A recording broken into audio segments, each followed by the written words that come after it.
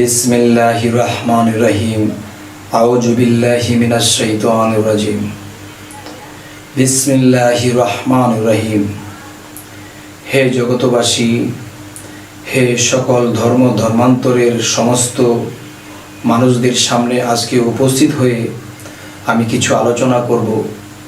সে আলোচনাটি হলো যে এই পৃথিবীতে বহু মানুষ একটা জিনিস জানে যে আল্লাহ ও রাসূলকে পাইতে হলে আমাদের মুর্শিদ ধরতে হবে, কামেল পীর ধরতে হবে। কিন্তু দেখা যায় যে আজকে যে সাবজেক্টটি নিয়ে কথা বলবো হয়তো অনেকের একটু ভালো লাগবে বা অনেকের একটু খারাপ লাগতে পারে। তাই আমি বলবো যে কোরআন শরীফে অবশ্যই আসছে, এবং মস্তবি শরীফ জালালউদ্দিন রুমি তিনি মস্তবি শরীফের মধ্যে একটি কথা বলেছেন যে মা আন্না পীর মা আন্না কাসা শয়তান, জগতে যার পীর নাই তার পীর হলো শয়তান। এ হলো একটি বিষয়। এবং কোরআনের মধ্যে যদি যাই, আল্লাহ সূরা কাহাফের 17 নম্বর আয়াতে বলেছেন, যারা আমার শপথ প্রাপ্ত না তারা কখনো মুর্শিদ পাবে না। তাহলে এই পৃথিবীতে যারা মুরিদ হয় নাই তাদের কথা বলা হইল কি, যে যারা আমার শপথ প্রাপ্ত না তারা মুর্শিদ পাবে না। তাহলে বোঝা গেল এই পৃথিবীতে যারা শপথে নাই তাদের মুর্শিদ নাই এবং মুর্শিদকে অস্বীকার করে। তবে আপনারাই বলবেন যে মুর্শিদ নাই যাদের, তারা কিন্তু সমাজে অনেক বড় গলায় অনেক কিছু বলে থাকে, কিন্তু কোরআনের কথা অনুসারে যাদের মুর্শিদ নেই তারা ইসলাম থেকে নিচে নেমে আছে, তারা ইসলামের কাতারে এখনো দাঁড়াতে পারে নাই। তো আমি যে কথাটি বলতে চাই সেটি হলো কোরআন অনুসারে এবং হাদিস অনুসারে এবং নবীর জীবনী অনুসারে এবং ওলি আউলিয়াদের জীবনী অনুসারে, যেমন খাজা মঈনুদ্দিন চিশতি এবং বড় পীর আব্দুল কাদের জিলানী রহমতুল্লাহ আলাইহি, তো তাদের জীবনী অনুসারে দেখা যায় বায়াত হতে হবে, মুর্শিদ ধরতে হবে। তো এখন দেখা যায় যে আমি যাকে মুর্শিদ হিসেবে মানব, আমি যার কাছে বায়াত গ্রহণ করব, তো একটা সময় একটা দিন পার হয়ে গেছে, তখনকার সময় দেখা গেছে যে একজন ভক্ত, যিনি ভক্ত হবে, একজন গুরুর কাছে যায়, গুরুকে পরীক্ষা করে 1 দিন 2 দিন 5 দিন 7 দিন 10 দিন এরকম 41 দিন পর্যন্ত জাস্টিফাই করে যে আমি ওনাকে গুরু হিসাবে বা মুর্শিদ হিসাবে আমি তাকে মানব, তারপরে হয়তো মুরিদ হয়। তো ওই লোকগুলা বেশিরভাগই মানুষ হইতে পারে। আবার দেখা যায় কিছু কিছু লোক আছে দেখা দেখি মুরিদ হইছে, কারো সঙ্গ ধরে গেছে, পীর কেমন, মুর্শিদ হিসেবে সে কি আমার যোগ্য হবে কিনা, আর আমি তার শিষ্য যোগ্য হব কিনা এই চিন্তা করে না, গেছে হয়ে গেছে। এ হলো এক বিষয়। তবে শত শত বছর আগের কথা যদি বলতে যাই, তখন দেখা যায় একজন শিষ্য হইতে যদি কোনো গুরু মুর্শিদের কাছে যায়, তখন সেই গুরু মুর্শিদ কি করে, যে বাবারে তুমি যে আমার কাছে মুরিদ হইতে আসছো, তো তুমি আমাকে একটা কাজ করে দিতে পারবে কি, যে আমি তোমাকে এই কবুতরটা দিলাম এবং একটা ছোরা দিলাম, তুমি এই ছোরাটা দিয়ে কবুতরটাকে এমন জায়গা থেকে জবাই করে নিয়ে আসবে যেখান থেকে জবাই করে নিয়ে আসলে আল্লাহ দেখে না, যেখানে আল্লাহ দেখবে না ঠিক ওরকম জায়গাতে গিয়ে তুমি আমার এই কবুতরটা জবাই করে এনে দেবে। যদি আল্লাহ না দেখা জায়গা থেকে তুমি কবুতরটা জবাই করে আনি দিতে পারো, তাহলে আমি তোমাকে বায়াত গ্রহণ করব, তোমাকে বায়াত করে আমার শিষ্য হিসেবে আমি তোমাকে নেব। তখন যে বায়াত হবে সে বলতে লাগলেন, দেন হুজুর দেন, আমি অবশ্যই জবাই করে নিয়ে আসব।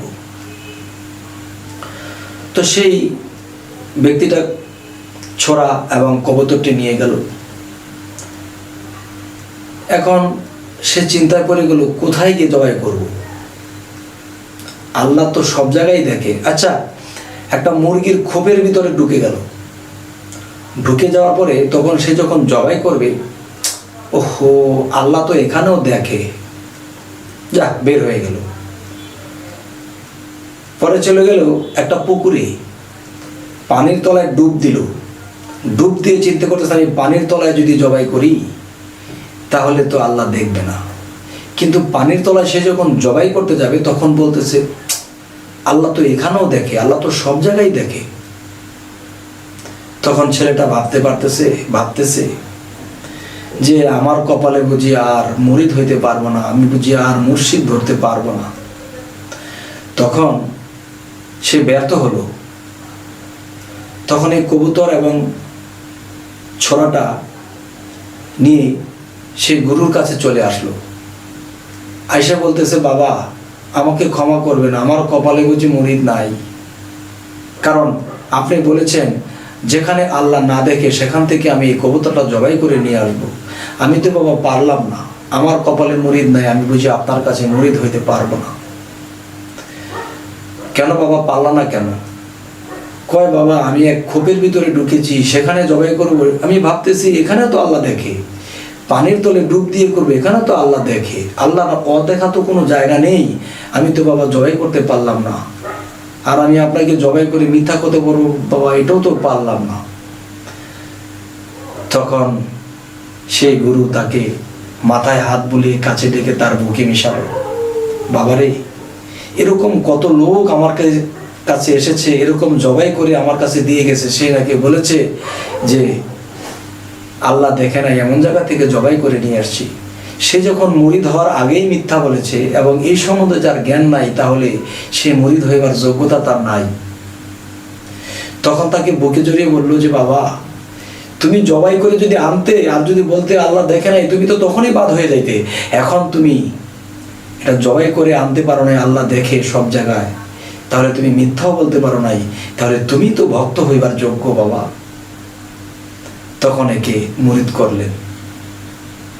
তো আমার কথা হলো, গুরু যেরকম একজন ভক্তকে পরীক্ষা করে নিল, তেমনি একজন মুর্শিদ কি তার যোগ্য কিনা, একজন যোগ্য মুর্শিদ কিনা সে, তাকে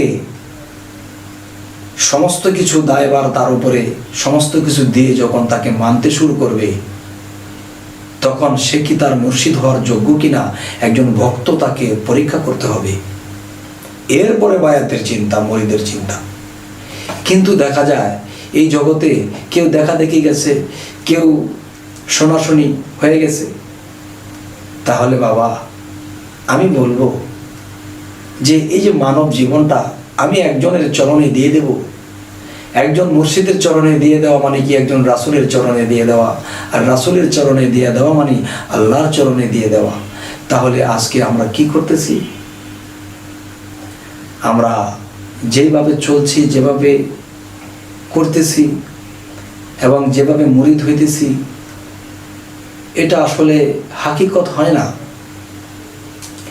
এ হলো এক বিষয়। আরেকটা বিষয় হলো যে এই পৃথিবীর ভিতরে এমনও আছে যে একদল আছে দরবেশ, আরেক দল ধরছে ভেষ। তাহলে যারা ধরছে ভেষ তাদের ভেষের নাই কোনো শেষ। তবে এভাবে আমার বলা ঠিক হচ্ছে না, কাউকে ছোট করে বলা উচিত না। তবে এতটুকু মানতে হবে, পৃথিবীতে ভালো আছে, খারাপ আছে। তো এখন আমি যে কথাটি বলবো সে কথাটি হলো যে কিছু কিছু জায়গায় গেলে দেখা যাচ্ছে আসেন ভাই মুরিদ হন। তাহলে যাকে মুরিদ হইতে ডাকতেছে সে হয়তো মুরিদ হইতে যায় নাই, হয়তো অন্য কোনো জায়গায় মুরিদ আছে, এটাও তো আমাকে জানতে হবে।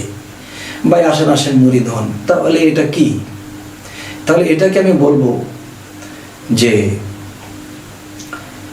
রাস্তার কিনারে যখন একটা এই বাচ্চাদের বিভিন্ন এমইটি স্বর্ণের কিছু দোকানপাট খুলে বসে, বাচ্চারা আসতেছে লাইন ধরে 5 টাকা 10 টাকা করে নিয়ে যাচ্ছে, কানে দিতেছে, এবার এই মাথায় দিতেছে, হারিয়ে গেলেও আপত্তি নাই, এই 10 টাকা 5 টাকার জিনিস। কিন্তু দেখা যায় এখানে ডেকে বিক্রি করতেছে, চলেন এই বাচ্চারা কেন তোমরা 5 টাকা 10 টাকা দিয়ে কিনতে পারবা। কিন্তু দেখা যায় অরিজিনাল খাঁটি স্বর্ণ যে বাইতুল মুকাররমে যে স্বর্ণের দোকানগুলো, এখানে কিন্তু ডাকে না ভাই আসেন স্বর্ণ কিনেন এমন বলে না।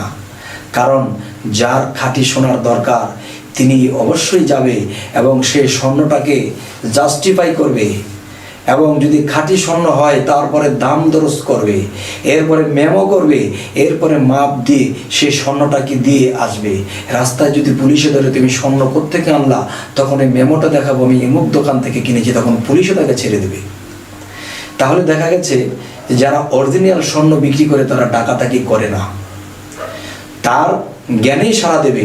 একজন মানুষের চরিত্র দেখবে, একজন মুর্শিদের চরিত্র দেখবে, তার নম্রতা, ভদ্রতা এবং সততা এবং তিনি সত্য কিনা সমস্ত কিছু দেখে যখন তার মনে সাক্ষ্য দেবে, তখন তিনি তাকে মুর্শিদ হিসেবে মানবে, তাকে ডাকতে হবে না। তাই বলি আজ এরকমই বেশিরভাগ চলছে। তবে আমি মনে করি যে বায়াত শব্দের অর্থ কি? বিক্রি হওয়া, যে আল্লাহর পথে নিজেকে বিক্রি করে দেওয়া। তখন যার মাধ্যমে আমি বিক্রি হব, যার মাধ্যমে আমি আল্লাহর কাছে বিক্রি হব, আমি সে কি সঠিক না ব্যাঠিক এটাকে আমার জানতে হবে, বুঝতে হবে, এরপর আমি চিন্তা করব হব কি হব না। তো এই জন্য বলি আমরা এরকম ভুল করব না। অবশ্যই আমাদের বুঝতে হবে, জানতে হবে একজন ব্যক্তি সে কামেল কিনা, তাকে পরীক্ষা করতে হবে, এবং যার কাছে যাব সেও আমাকে পরীক্ষা করবে। আমি যদি তার কাছে টিকি তখন এটা বায়াত হওয়া চলবে। তখন ওই লোকগুলো পথভ্রষ্ট হয় না, তারা একদিন আল্লাহ প্রাপ্ত হয়। আরেকটা বিষয় হলো, পীরের কাছে বা মুর্শিদের কাছে কেন যাব? একটা কথা আছে যে মান আরাফা নাফসাহু ফাকাদ আরা রব্বাহু, অর্থাৎ যে নিজেকে চিনতে পারে সে তার রবকে চিনতে পারে। তাহলে জন্ম জন্মান্তরে আমি নিজকে হারিয়ে ফেলেছি, আমি কে? আমি আমাকে চিনি না। তখন আমি আমাকে চিনতে গেলে একজন চিনা লোকের কাছে যেতে হবে, যে নিজেকে চিনেছে, সে আমাকে চিনাই দিতে পারবে। তখনই আমি আমাকে যখন চিনতে পারবো, তখন আমার জীবন ধন্য হয়ে যাবে। তাই একটা কথা বলা হয় যে মানুষের ভিতরে মানুষ, তার ভিতরে সাই, তারে পাইবার জন্য তো আমরা মুর্শিদ ধরতে যাই। তখন যাইয়া যদি দেখি যে এসব কিছুই নাই, তাহলে আমাদের জীবনটাই তো বেহুদা হয়ে যাবে। তাই বলি আমরা সামনে যা কিছু করব বুঝে শুনে করব। তো আজ আপনাদেরকে এই কথাগুলো বলার উদ্দেশ্য হলো যে এই পৃথিবীর বহু জায়গাতে গিয়েছি, বহু কিছু দেখা হয়েছে, এতে বোঝা গেল যে মানুষ এরকম কোনো ভুলে আছে। তো আমার এই কথাগুলো যদি ওরকম হৃদয়বান ব্যক্তি এবং জ্ঞানী ব্যক্তি, চৈতন্য ব্যক্তি যদি শুনে থাকেন, তা নিজে তো এই কথাগুলো শুনলেন, কিন্তু যারা এরকম পথে আছে তাদেরকে তারা যেন এই কথাগুলো শোনায় এবং নিজেও বলে যে দেখো আমাদের এইভাবে আমাদের সতর্ক হতে হবে। কারণ আল্লাহ বলেছে যে তোমরা যাই কিছু করো বুঝে শুনে করো, জ্ঞানী সম্প্রদায়ের কাছে যাও, তোমরা শিখো, জানো। যেমন আমি যদি একটা স্বর্ণের দোকানে স্বর্ণ কিনতে যাই, তাহলে এটাকে যাচাই করে কিনেছি, কিন্তু আমার 5 লক্ষ টাকার স্বর্ণের দরকার, আমি 5 লক্ষ টাকা দিয়েছি, আমাকে একটা পটলা ধরে দিয়ে দিয়েছে বা এটার ভিতরে স্বর্ণ আছে, কিন্তু বাড়িতে আইসা দেখতে পারি এটার ভিতরে লোহার টুকরা কিংবা মাটির চাকাও হতে পারে। তাহলে এটাকে কি করতে হবে? যে আমরা এটাকে জাস্টিফাই করব যে অরিজিনাল স্বর্ণ কিনা। ঠিক আল্লাহ হাসরের দিন একদিন আমাদেরকে ধরবে, তুমি যে মুর্শিদ ধরেছ, তুমি কি মুর্শিদ যে ধরেছ, তুমি কি তাকে যাচাই করেছ? সে কি তোমার মুর্শিদ হওয়ার যোগ্য কিনা, আর তুমি কি তার শিষ্য হওয়ার যোগ্য কিনা জাস্টিফাই করেছ? দুনিয়াতে সামান্য একটা স্বর্ণ কিনতে যাইয়া তোমরা যাচাই করে কিনেছ, তুমি যে মুর্শিদ ধরেছ, মুর্শিদ কি কখনো যাচাই করেছো কিনা? আর যাচাই বাছাই যা কিছু করার আগেই করতে হবে, পরে করলে হবে না। তাই আজকে আমার জন্য এই কথাগুলো দামি। যদি এই কথাগুলো কেউ মানে, তবে সে নিজে উপকৃত হবে। আর যদি কেউ উপকৃত হয়, তাহলে আমি সেই সার্থক হব যে আমার এই কথাগুলো মানুষের কাজে লেগেছে। তাই আজ আমি এই কথাগুলো বলে রাখছি। সকলেই ভালো থাকবেন। আল্লাহ হাফেজ।